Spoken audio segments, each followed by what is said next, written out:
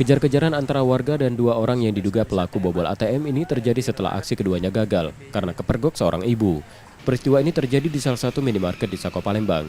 Pekerja minimarket menerangkan, awalnya ibu tersebut akan mengambil uang di mesin ATM, namun kartunya tersangkut. Kedua orang yang diduga pelaku mengarahkan untuk melapor ke bank terdekat atau ke kasir minimarket. Setelah keluar dari minimarket dan akan kembali memeriksa, ibu tersebut melihat kedua pelaku tengah mencongkel mesin ATM menggunakan alat. Ibu tersebut meneriaki pelaku. Keduanya kabur dan dikejar warga serta pekerja minimarket. Satu pelaku yang terjebak di gang buntu tertangkap, sementara satu pelaku lolos. Jadi kami ngomongi, ya bu langsung ke bank baik. Tapi ibu itu ngecek lagi ATM-nya, karena masih nyangkut kan, jadi nyangkut itu. Pas nyangkut, dia lagi ngorek. Pasnya ATM diambil, ibu itu langsung. Ngoreknya pakai apa itu kak? Kawan dia keluar kan, lari.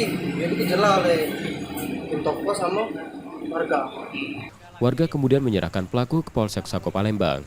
Reski Oktora, Muklas Diferensial, Kompas TV, Palembang, Sumatera Selatan. Spesialis ATM.